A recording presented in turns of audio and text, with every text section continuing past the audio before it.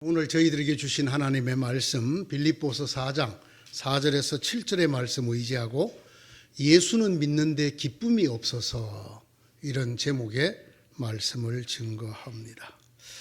혹시 여러분 사도 바울 증후군이라는 얘기를 들어보셨습니까? 사도 바울을 닮은 증상 또는 병이라는 뜻입니다. 이 사도 바울 증후군이라는 것은 다음과 같은 질문으로부터 시작을 합니다. 왜 기독교인들 중에는 유쾌하고 생동감이 넘치고 환희에 찬 사람이 적을까?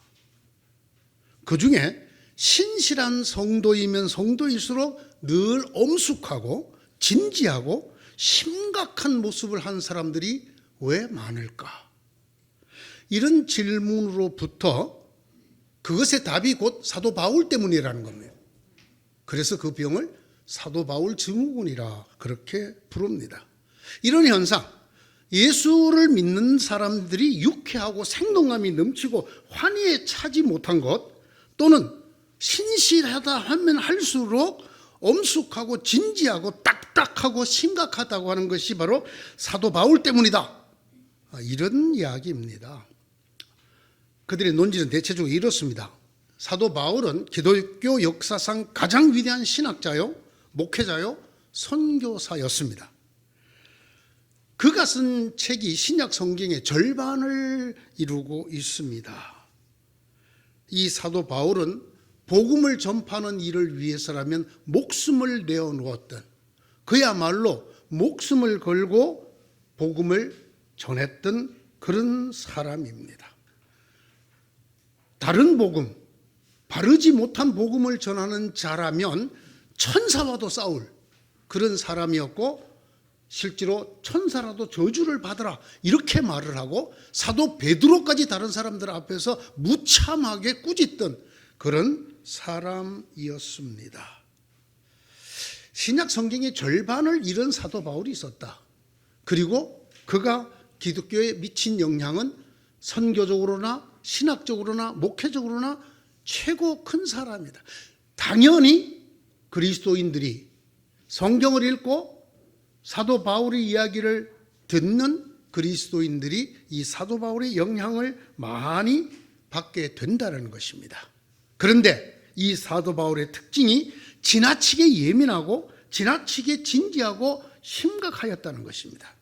그래서 이 사도 바울의 영향 때문에 예수 잘 믿으려고 하면 할수록 유쾌하던 사람이 점점 그 유쾌함을 내려놓고 진지해지고 엄숙해지고, 생동감이 넘치던 사람이 딱딱해지고, 그리고 환희에 찬 사람들이 그냥 웃음이 없어지는 그런 사람이 된다라고 하는 것입니다. 상당 부분 동의가 됩니다. 그러나 전부는 아닙니다. 맞는 부분도 있지만 실은 틀린 말이라고 저는 말씀을 드리고 싶습니다. 사도 바울은 분명히 복음에 관한은 아주 예민하고 진지하고 심각한 분이었습니다. 그러나 그렇다고 해서 그가 엄숙한 경건주의자는 전혀 아니었습니다. 사도들 중에서 가장 생동감이 넘치고 환희에 찬 사람이었다고 성경은 말하고 있습니다. 신약 성경에서 여러분이 기뻐하라라고 하는 단어를 찾아보시면 딱 한 번만 예수님이 하신 말씀입니다. 제자들이 나가서 귀신을 내쫓고 와서 기뻐할 때 주님 하신 말씀이, 그 귀신을 내쫓은 것을 기뻐하지 말고 너의 이름이 생명책에 기록된 것을 기뻐해라, 이렇게 하신 말씀밖에 없습니다. 나머지 전부 사도 바울이 한 말입니다. 기뻐하라. 끝으로 말합니다. 형제 자매 여러분, 기뻐하십시오. 온전하게 되기를 힘쓰십시오. 서로 격려하십시오. 같은 마음을 품으십시오. 화평하게 지내십시오. 고린도 후서 편지를 끝내면서 13장 11절에 이렇게 썼습니다. 여러분도 이와 같이 기뻐하고 나와 함께 기뻐하십시오. 빌립보서 2장 18절입니다. 끝으로 나의 형제 자매 여러분, 주 안에서 기뻐하십시오. 내가 같은 말을 되풀이해서 쓰는 것이 나에게는 번거롭지도 않고 여러분에게는 안전합니다. 빌립보서 3장 1절의 말입니다. 주님 안에서 항상 기뻐하십시오. 다시 말합니다. 기뻐하십시오. 오늘 본문 4절에 나오는 말씀입니다. 항상 기뻐하십시오. 끊임없이 기도하십시오. 모든 일에 감사하십시오. 이것이 그리스도 예수 안에서 여러분에게 바라시는 하나님의 뜻입니다. 데살로니가 전서 5장 16절에 이렇게 기록을 하였습니다. 기뻐하라는 이 권면만 가장 많이 한 것이 아니라 실제로 자기 자신이 기쁘다 이렇게 말을 가장 많이 한 사람이 사도 바울입니다. 여러분의 순종은 모든 사람에게 소문이 났습니다. 나는 여러분의 일로 기뻐합니다. 내가 그 편지로 여러분의 마음을 아프게 했더라도 나는 후회하지 않습니다. 그 편지가 잠시나마 여러분의 마음을 아프게 했다는 것을 알고서 후회하기는 하였지만 지금은 기뻐합니다. 고린도후서에 나오는 얘기입니다. 고린도 전서를 통하여 질타를 한 바울이 그 편지를 받고 회개하는 고린도 교회를 향해서 다시 편지를 쓰기를 그 일이 여러분이 회개에 이르겠다니 나는 정말 기쁩니다. 이렇게 썼습니다. 나는 여러분을 온전히 신뢰할 수 있게 된 것을 기뻐합니다. 역시 고린도 후서에 나오는 말입니다. 그러므로 나는 그리스도를 위하여 병약함과 모욕과 궁핍과 박해와 곤란을 겪는 것을 기뻐합니다. 자기가 당하는 어려움을 오히려 기뻐한다고 말하고 있습니다. 사람들이 바울을 괴롭힐 양으로 바울이 감옥에 들어갔을 때 열심히 예수를 전하는 그런 웃지 못할 일이 생겼습니다. 그때 바울이 한 말입니다. 그렇지만 어떻습니까? 거짓된 마음으로 하든지 참된 마음으로 하든지 결국 예수 그리스도가 전해지는 것입니다. 나는 그것을 기뻐합니다. 또한 앞으로도 기뻐할 것입니다. 빌립보 교인들이 바울에게 영치금을 보냈습니다. 나를 생각하는 마음이 여러분에게 다시 일어난 것을 보고 나는 주님 안에서 크게 기뻐하였습니다. 이제 나는 여러분을 위하여 고난받는 것을 기쁘게 여기고 있습니다. 고난받는 것을 기쁘게 여기고 있습니다. 그리스도의 남은 고난을 그분의 몸 곧 교회를 위하여 내 육신으로 채워가고 있습니다. 골로새서 1장 24절에 나옵니다. 이렇게 바울은 여러 가지 이유로 우리가 생각할 때는 말도 안 되는 이유까지 기쁨의 이유로 들고 기뻐하였습니다. 그래서 그가 어디에 처하든지 어떤 상황이든지 그의 가슴에는 언제나 기쁨이 가득한 사람이었습니다. 바울의 이런 모습을 아주 특징적으로 보여주는 그런 성경 구절이 있습니다. 그것은 바로 사도행전 16장입니다. 바울과 실라가 빌립보에서 복음을 전하다가 사람들에게 엉뚱한 누명을 쓰고 박해를 받아 옥에 갇혔습니다. 그곳에서 점치는 귀신 들린 여종을 구해준 일로 그들은 붙잡혀 매를 많이 맞고 착고에 채워진 채로 옥에 갇히게 되었습니다. 정신적으로나 육체적으로나 큰 고통과 고난에 빠진 그날 밤에 그는 오히려 신라와 함께 기도하며 하나님을 찬양하였습니다. 한밤쯤 되어서 바울과 실라가 기도하면서 하나님을 찬양하는 노래를 부르고 있는데 죄수들이 다 들었더라고 사도행전 16장 25절이 기록하고 있습니다. 저는 문득 아주 유사한 경험을 했던 다른 사도와 비교할 마음이 생깁니다. 베드로입니다. 그도 역시 복음을 전하다가 붙잡혀서 양팔에 수갑을 차고 감옥에 갇혀 처형을 기다리고 있었습니다. 그때 베드로가 무엇을 했을까요? 그는 간수들 사이에서 주무셨습니다. 그러나 바울은 기도하고 찬양을 했습니다. 이 둘의 결과가 매우 의미심장합니다. 베드로를 지키던 그 간수들은 전부 목베임을 당해 죽었습니다. 최소 4명, 많게는 16명이 죽었다고 기록되어 있습니다. 그러나 여러분, 바울을 지키던 간수는 어떻게 됐나요? 그 밤에 예수 그리스도를 전하는 바울의 이야기를 듣고 예수를 믿었습니다.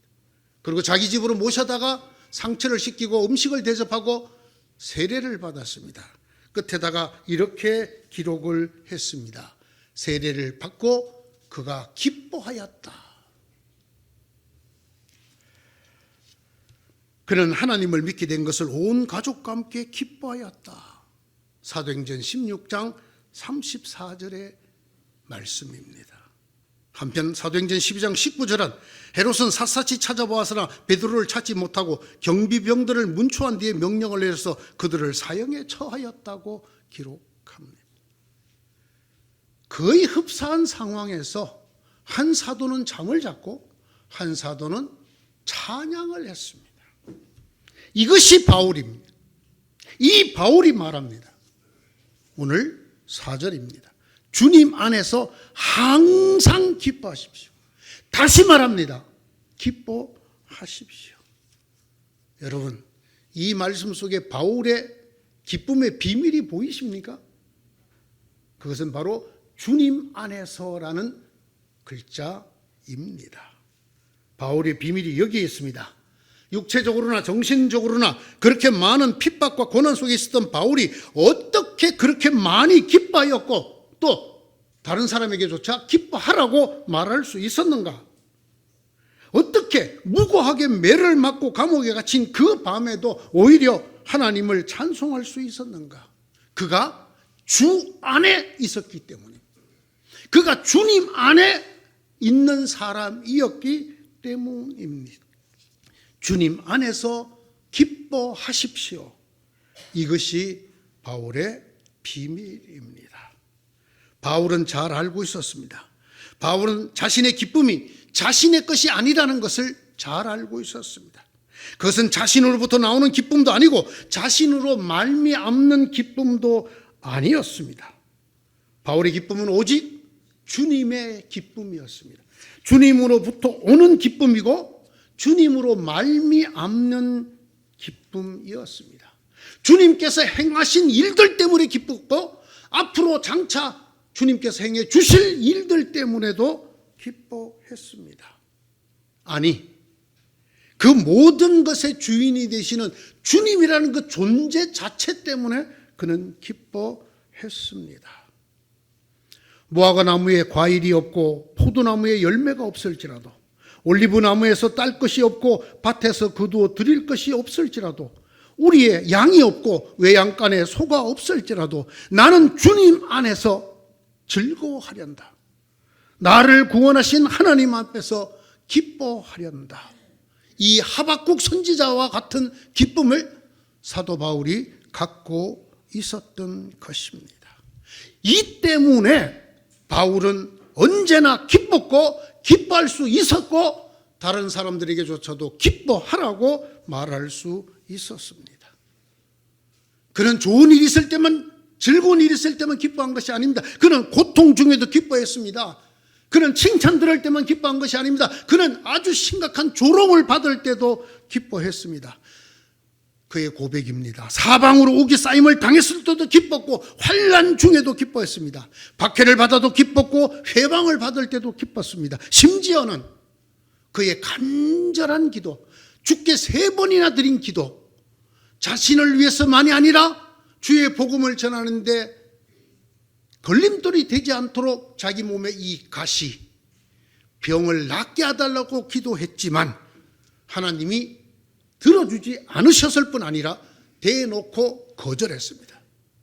내 은혜가 네게 족하다. 거절했습니다. 그때도 바울은 기뻐했습니다.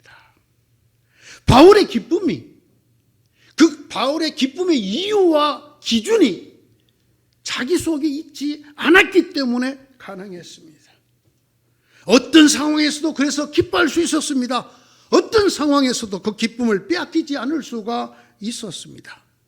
자신이 처한 형편과 처지, 상황과 조건을 넘어 변함없이 흔들림 없이 그 기쁨 속에 거할 수 있었던 것은 바로 이것 때문입니다.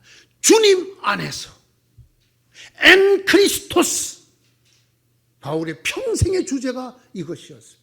엔 크리스토스, 주님 안에서.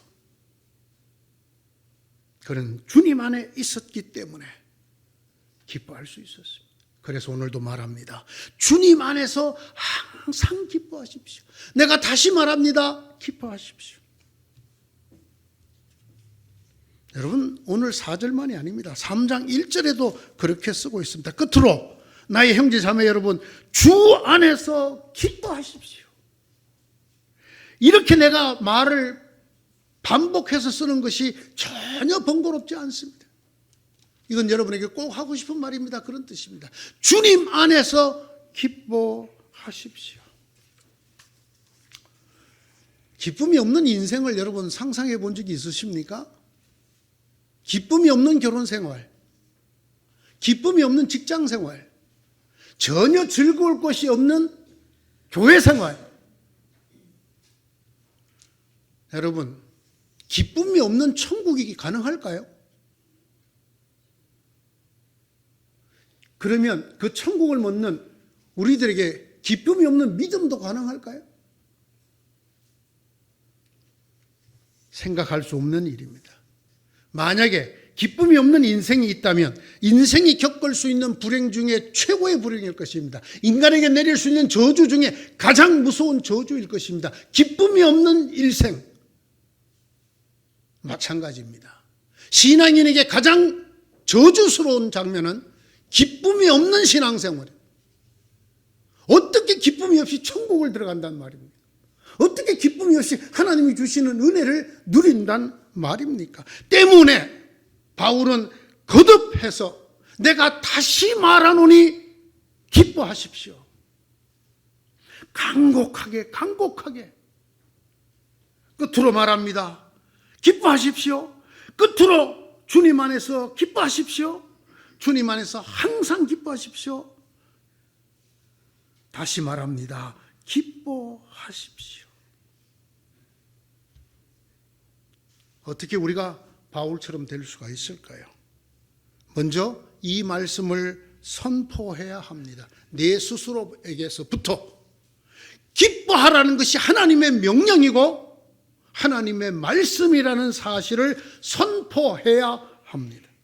항상 기뻐하십시오. 이것이 그리스도 예수 안에서 여러분에게 바라시는 하나님의 뜻입니다. 내가 기뻐하는 것이 하나님의 뜻이라는 사실을 내 스스로에게 선포하고 내 삶의 선포를 해야 합니다. 여러분에게서 하나님의 뜻은 무엇입니까? 여러분이 기도하는 대로 하나님께서 자동 응답기처럼 착착 내주는 게 하나님의 뜻입니까? 기쁨이 없는 믿음? 기쁨이 없는 천국이 가능합니까? 항상 기뻐하십시오. 이것이 여러분을 향한 하나님의 뜻입니다. 라고 믿으셔야 합니다. 그리고 이것을 여러분의 마음으로, 여러분의 입술로 선포해야 합니다. 항상 기뻐라 내 영혼아.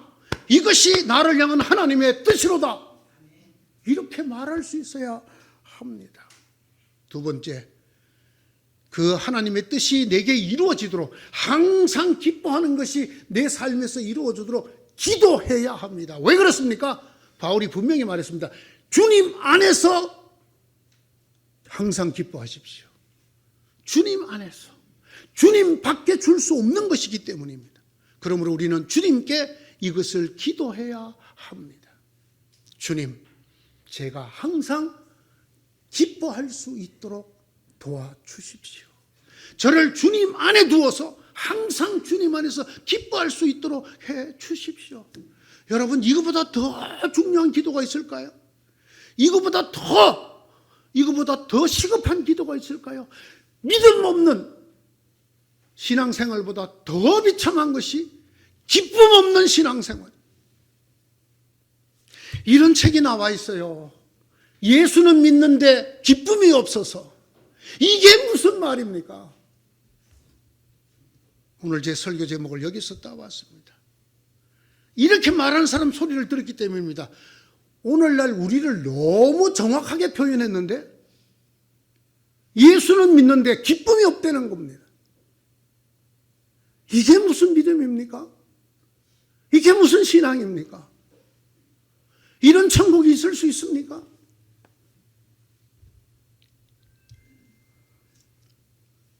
여러분, 기쁨이 없는 천국은 없습니다. 기쁨 없이도 누릴 수 있는 하나님의 선물은 없습니다.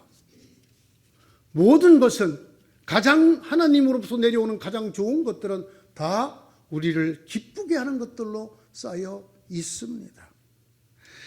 예수는 믿는데 기쁨이 없어서 차마 여러분에게 물어보기가 민망합니다. 기쁘십니까? 예수 믿어갖고 너무 좋습니까? 예수 믿으시는데 오늘도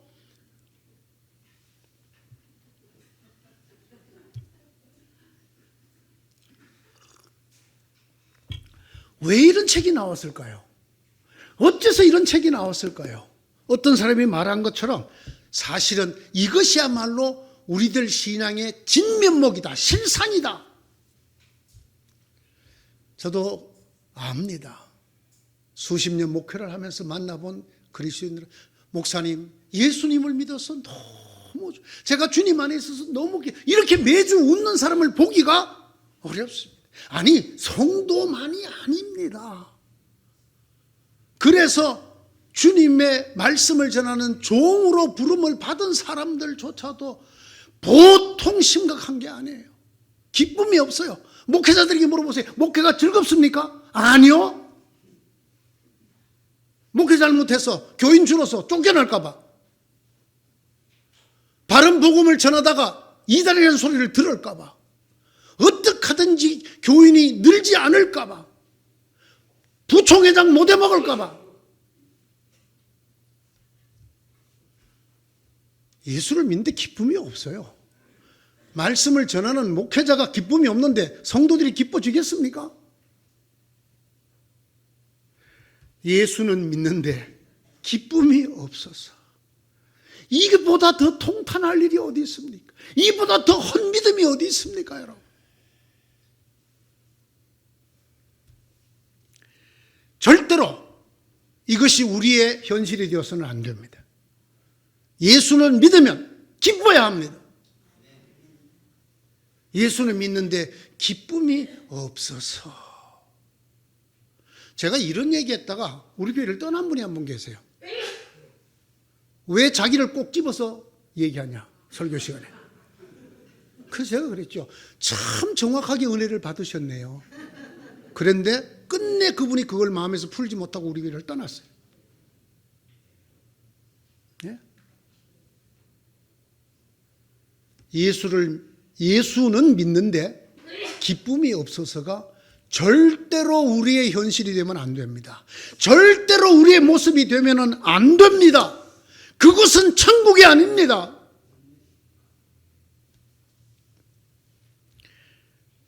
예수는 믿는데 기쁨이 없어서 이런 믿음은 안 됩니다. 절대로 안 됩니다. 꿈에라도 안 됩니다. 예수 믿으면 실성한 사람처럼 기뻐야 됩니다. 바울처럼 매를 맞고 두드려 맞고 감옥에 갇혔어도 찬송이 나와야 합니다. 그것이 주님 안에 있는 사람입니다. 그까지 기도 몇 년 안 이루어졌다고 하나님하고 한번 해볼 얼굴로 그냥, 예? 여러분의 그 형편없는 소망이 그렇게 중요합니까? 세상이 우리를 어찌하지 못할 기쁨으로 가득 찬 사람, 심지어는 고난과 핍박과 저주와 죽음까지도 내게서 그 기쁨을 뺏어갈 수 없는 기쁨을 주시려고 예수님이 대신 십자가를 지셨습니다.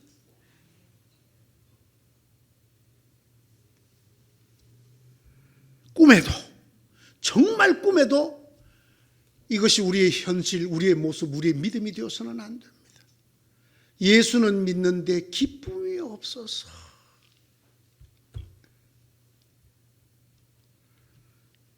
사랑하는 성도 여러분, 이렇게 간곡하게 기뻐하라, 주님 안에서 기뻐하라고 권했던 사도 바울의 고백을 한 줄 읽어드리고 마치려고 합니다. 꼭 이런 사람 되시기 바랍니다. 우리는 이름 없는 사람 같으나 유명하고, 죽은 사람 같으나 살아있고, 근심하는 사람 같으나 항상 기뻐하는 사람입니다. 고린도 후서 6장 9절에서 10절에 나오는 말씀. 우리는 이름 없는 사람 같으나 유명하고 죽은 사람 같으나 살아있고 근심하는 사람 같으나 항상 기뻐하는 사람입니다. 아멘.